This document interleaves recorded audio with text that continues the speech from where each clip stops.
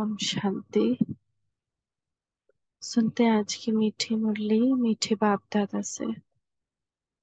मीठे बच्चे, तुम्हारा है सतो प्रधान संन्यास। तुम देह सहित सारी पुरानी दुनिया को बुद्धि से भूलते हो। प्रश्न है, तुम ब्राह्मण बच्चों पर कौन सी जवाबदारी बहुत बड़ी है? उत्तर है, तुम्हारे पर जवाबदारी है पावन बनकर सारे विश्व को पावन बनाने की। इसके लिए तुम्हें निरंतर शिव बाबा को याद करते रहना है। याद ही योग अग्नि है जिससे आत्मा पावन बनती है, विकल्प विनाश हो जाते हैं। आज का गीत है, दुखियों पे कुछ रहम करो माँ बाप हमारे। ओम शांति। बच्चों ने गीत सुना कि हम बच्चे हैं, तुम्हारा जरूर वह बाप है। अब बाप को बच्चे कभी भी सर्वव्यापी नहीं कहते। लौकिक बाप के बच्चे कभी ऐसे नहीं कहें कि हमारा बाप सर्वव्यापी है। ये बेहद का बाप बैठ समझाते हैं, तुम सब बच्चे हो, तुम्हारा बाप है जिसको परम पिता कहते हैं। परमात्मा को सुप्रीम सोल भी कहते हैं। परम माना सुप्रीम, आत्मा माना सोल। तो जरूर सब बच्चे हैं और एक बाप है। सब भक्त एक भगवान को याद करते हैं। जिसको याद किया जाता है उनका जरूर नाम रूप देश काल होता है। उनको बेअंत नहीं कहा जा सकता। मनुष्य ईश्वर बाप को बेअंत कहते आए हैं। उनका कोई अंत पा नहीं सकते हैं और फिर कहते हैं सर्वव्यापी है। ये तो बड़ा अनर्थ हो गया। पत्थर ठिक्कर सब में ईश्वर है, उनको फिर बेअंत कहते हैं। बच्चे बाप को भूल गए, इसीलिए सारी मनुष्य सृष्टि नास्तिक पतित कही जाती है। हर एक नर नारी पतित है। अब तो पतित से पावन बनाने वाले को याद करते हैं।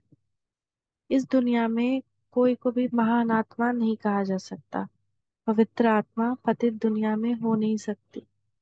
बापू गांधी जी भी कहते थे पतित पावन सीताराम। या मनुष्य के लिए कहते हैं, पानी की गंगा के लिए तो नहीं कहा। यह है झूठ। झूठी माया, झूठी काया, है ही झूठ खंड। सच खंड था जबकि नई दुनिया में नया भारत था। अब वह पुराना हो गया है। भारत जब नया था तो उनको स्वर्ग कहा जाता है जिसको 5000 वर्ष हुए। त्रेता में 2 कलाएं कम हुई। इस समय तो कलयुग है। इसको कहा जाता है पुरानी दुनिया। पुरानी दुनिया में पुराना भारत। वर्ल्ड नई भी होती है तो पुरानी भी होती है। अब है पुरानी दुनिया। सब मनुष्य नास्तिक हैं, इसलिए दुखधाम कहा जाता है। फिर इस दुखधाम को सुखधाम तो एक ही पाप बना सकते हैं। भारत भी पावन था, पतित बन गया है।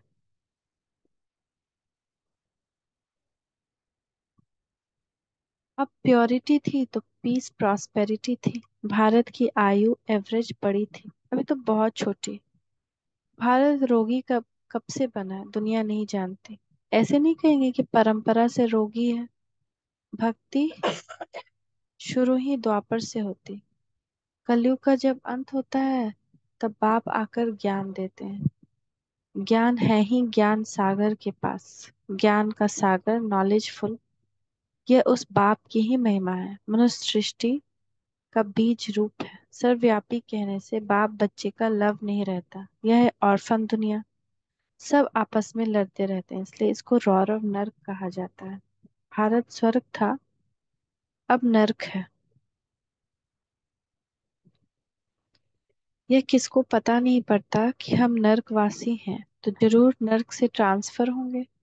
परंतु ऐसे नहीं कि नर्कवासी पुनर्जन्म फिर स्वर्ग में ले सकते हैं। वह पुनर्जन्म सब नर्क में ही लेते हैं। नर्क को ही पतित दुनिया कहा जाता है। निर्वाण धाम आत्माओं के रहने का स्थान है जिसको निराकारी दुनिया कहा जाता है। आत्मा स्टार इमॉर्टल है, शरीर मॉर्टल है।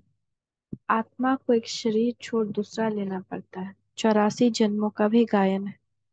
84 लाख जन्म कहना भी गपोड़ा है। बाप समझाते हैं, जो आत्मा पाठ बजाने आती है आकर ऑर्गन्स में प्रवेश करते, परंतु सबके 84 जन्म नहीं हो सकते। सत्युग में जो देवी देवता होंगे उन्हों के ही 84 जन्म होंगे। बाप कहते हैं आगे भी कहा था, तुम अपने जन्मों को नहीं जानते, मैं बतलाता हूँ। तुम हो ब्रह्मा कुमार कुमारियां। अच्छा, ब्रह्मा का बाप कौन है? शिव। ब्रह्मा विष्णु शंकर हैं शिव बाबा के बच्चे। उन्हों को भी अपना सूक्ष्म शरीर है। परम पिता परमात्मा को अपना शरीर नहीं। बाप कहते हैं मेरा नाम ही शिव। भल कोई रुद्र भी कहते हैं, कोई सोमनाथ कहते हैं, हूँ तो मैं निराकार। बरोबर। भारत में शिव के मंदिर भी हैं। ज्ञान का सागर परमपिता परमात्मा को कहा जाता है। श्री कृष्ण को नहीं कहेंगे कि वो ज्ञान का सागर है। वो तो सतयुग का प्रिंस है। उसमें ये आदि मध्य अंत का ज्ञान नहीं है। सतयुगी देवताओं में ये ज्ञान नहीं। तुम जानते हो अभी हम हीरे तुल्य बन रहे हैं। परम पिता परमात्मा के सिवाय कोई राजयोग सिखला न सके। श्री कृष्ण को परमात्मा नहीं कह सकते। परमात्मा सिर्फ एक निराकार को कहा जाता है। उस बाप को ही सब भूले हुए हैं। इस समय सब पथिक तमो प्रधान है। बाप कहते हैं सारा वैरायटी मनुष्य सृष्टि का झार है। तमो प्रधान, रोगी, दुखी। भारत कितना ऊंचा था, अभी तो कंगाल है। शास्त्रों में कल्प की आयु लाखों वर्ष लिख दी। समझते हैं कलयुग को अभी 40,000 वर्ष चलना। बाप समझाते हैं यह घोर अंधियारा। जब ज्ञान सूर्य प्रकटा, अज्ञान अंधेर विनाश। बाप है ज्ञान सूर्य, वह आकर अज्ञान घोर अंधियारे को मिटाते हैं। अभी है ब्रह्मा की रात। सतयुग त्रेता को ब्रह्मा का दिन कहा जाता है। तो तुम हो ब्रह्म कुमार कुमारियां, ब्रह्मा के बच्चे। ब्रह्मा तो विश्व अर्थात अथवा स्वर का रचयिता नहीं है। निराकार हेवनली गॉड फादर की ही महिमा है। वह बाप ही आकर राजयोग सिखलाते हैं। बाप कहते हैं हे बच्चे, आत्माओं से बात करते हैं। आत्मा ही सब कुछ सुनती है, धारण करती है, संस्कार ले जाती है। जिसे बाबा ने समझाया है लड़ाई के मैदान में मरते हैं तो संस्कार अनुसार जन्म ले फिर लड़ाई में चले जाएंगे। तो इस समय सबकी आत्माएं तमो प्रधान है। सब एक दो को दुख देते रहते हैं।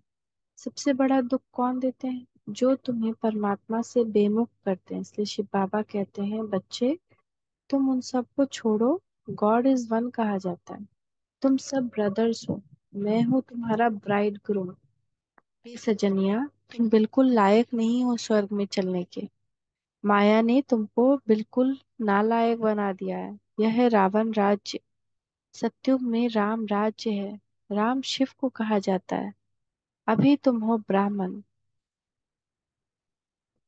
परम पिता परमात्मा जो स्वर्ग की स्थापना करते हैं, उनसे तुम वर्षा ले रहे हो। भारतवासियों को स्वर्ग का वर्षा मिल रहा है। कलश माताओं पर रखा है। माता गुरु बगैर किसका कल्याण नहीं होता। जिसके लिए गाते हैं तमेव माताश्च पिता, उनको फिर सर्वव्यापी कहना कितनी बड़ी भूल है। माता पिता को फिर बेअंत कह देते हैं, गाते भी हैं। तुम माता पिता हम बालक तेरे, तुम्हारी कृपा से सुख गनेरे। फिर बाप पर दोष कैसे रखते? बाप तो आकर पतित से पावन बनाते हैं, पतित रावण बनाते हैं। अभी रावण राज्य खत्म हो, राम राज्य फिर शुरू हो जाएगा। इस चक्र को अच्छी रीति समझना है। बेहद की हिस्ट्री ज्योग्राफी बेहद के बाप ही सुनाएंगे। यह है रुद्र ज्ञान यज्ञ। श्री कृष्ण का यज्ञ नहीं है, वही गीता का राजयोग है, परंतु श्री कृष्ण कोई ज्ञान नहीं देते हैं। यह है रुद्र। शिव भगवान उवाच, रुद्र ज्ञान यज्ञ से ही विनाश ज्वाला प्रकट हुई। अब तुम बच्चे आए हो माता पिता से स्वर्ग का वर्षा लेने। यह कोई अंधश्रद्धा नहीं है। यूनिवर्सिटी या कॉलेज में कोई अंधश्रद्धा नहीं होती, वहाँ पढ़ाई पढ़ी जाती। यहाँ पर भी अंधश्रद्धा की बात नहीं। तुम बाप से बेहद का वर्षा लेने, मनुष्य से देवता बनने आए हो। यह गॉड फादरली यूनिवर्सिटी है। बाप समझाते हैं यह भारत दैवी राजस्थान था। हीरे जवाहरों के महल बनते थे। भक्ति मार्ग में भी सोमनाथ का मंदिर कितना बड़ा बनाया है। उनसे पहले क्या होगा? अभी तो भारत कंगाल है, फिर सिरताज बनाना बाप का ही काम है। अभी तुम बच्चे जानते हो, हम माता पिता के सम्मुख बैठे हैं और 21 जन्मों का सुख पा रहे हैं। बाप कहते हैं, हे आत्माओं, अब तुम मुझे याद करो। मैं तुम्हारा गाइड और लिबरेटर हूँ। वर्ल्ड की हिस्ट्री ज्योग्राफी कैसे रिपीट होती है, ये तो बच्चों को समझाया जाता है। इसमें अंधश्रद्धा की बात ही नहीं है। तुम्हारा है सतो प्रदान, बेहद का संन्यास। तुम पुरानी दुनिया को बुद्धि से छोड़ते हो, इसलिए बाप कहते हैं सर्वधर्मानी। देह सहित देह के जो सभी संबंध हैं उसको भूल अपने को अशरीरी आत्मा समझो। बाप कहते हैं इस देह का भान छोड़ो। मुझ बाप को याद करने से तुम्हारे पाप भस्म होंगे। निरंतर मुझे याद करो और कोई उपाय नहीं। अंत तक याद करना है। माया जीते जगत जीत बनना है। माया पर जीत एक शिव बाबा ही पहना सकते हैं। अच्छा, अब आप शिव शक्तियों द्वारा भारत पर अविनाशी बृहस्पति की दशा लाते हैं। बाप कहते हैं मैं इस तन को का लोन लेकर इनका नाम ब्रह्मा रखता हूँ। तुम ब्रह्म कुमार कुमारियां वर्षा लेते हो शिव बाबा से। याद भी शिव बाबा को ही करना है। वह कहते हैं मेरा नाम एक ही शिव है। तुम भी आत्मा हो, परंतु तुम शरीर लेते छोड़ते हो, इसलिए जन्म बाय जन्म तुम्हारे नाम बदलते हैं। 84 जन्म लेंगे तो 84 नाम पड़ेंगे। सबके 84 नहीं होंगे, कोई 80, कोई 60, कोई के 5-6 जन्म भी हो सकते हैं। मेरा नाम एक ही शिव। शिव बाबा को याद करते रहो तो विकर्म विनाश होंगे। योग अग्नि बिगर कोई पावन बन नहीं सकते। तुमने प्रतिज्ञा की है बाबा, हम पवित्र बन भारत को पावन बनाएं, फिर राज्य करेंगे। शिव बाबा को याद नहीं करते तो गोया अपने को पतित बनाते हैं। इसीलिए फिर धर्मराज की बहुत कड़ी सजा खानी पड़ेगी। तुम्हारे पे बड़ी रिस्पॉन्सिबिलिटी है। बाप को याद करते रहना, यह है रूहानी यात्रा। अच्छा, मीठे मीठे सिखिलते बच्चों प्रति माता पिता बाप दादा का याद प्यार गुड मॉर्निंग। रूहानी बाप की रूहानी बच्चों को नमस्ते। रूहानी बच्चों की रूहानी माता पिता बाप दादा को याद प्यार गुड मॉर्निंग। नमस्ते बाबा नमस्ते। शुक्रिया बाबा शुक्रिया। धारणा के लिए मुख्य सार, निरंतर एक बाप की याद से माया जीत जगत जीत बनना है। पवित्र बन भारत को पवित्र बनाना है। बुद्धि से बेहद पुरानी दुनिया का संन्यास करना है। इस देह भान को भूलने का अभ्यास करना है। देही अभिमानी रहना है। आज का वरदान है, किसी से किनारा करने के बजाय सर्व का सहारा बनने वाले विश्व कल्याणकारी भव। सारे कल्प में ब्रह्मा बाप और ईश्वरीय परिवार के संबंध संपर्क में आने वाले आप श्रेष्ठ आत्माएं हो। आप किनारा करने वाले नहीं, लेकिन विश्व का सहारा बनने वाले विश्व कल्याणकारी आत्माएं हो। परिवार के अविनाशी प्यार के धागे के बीच से निकल नहीं सकते। इसलिए कभी किसी भी बात में, किसी स्थान में, किसी सेवा में, किसी साथी से किनारा करके अपनी अवस्था अच्छी बनाने का संकल्प नहीं करना। यह आदत डाली तो कहाँ भी टिक नहीं सकेंगे। स्लोगन, कर्म भोग का वर्णन करने के बजाय कर्म योग की स्थिति का वर्णन करो। मातेश्वरी के मधुर महावाक्य, जब हम ओम शांति कहते हैं तो पहले पहले ओम शब्द के अर्थ को पूर्ण रीति से समझना है। अगर कोई से पूछा जाए ओम का अर्थ क्या है, तो वो लोग बड़ा लंबा चौड़ा सुनाते हैं। ओम का अर्थ ओंकार बड़े चौड़े आवाज से सुनाते हैं। इस ओम पर फिर लंबा चौड़ा शास्त्र बना देते हैं। परंतु वास्तव में ओम का अर्थ कोई लंबा चौड़ा नहीं, अपने को तो स्वयं परमात्मा ओम का अर्थ बहुत ही सरल और सहज अर्थ में समझाते हैं। वो भी अर्थ परमात्मा से मिलने के लिए ही समझाते हैं। परमात्मा साफ कहते हैं, बच्चे, ओम का अर्थ है मैं आत्मा हूँ। मेरा असली धर्म शांत स्वरूप है।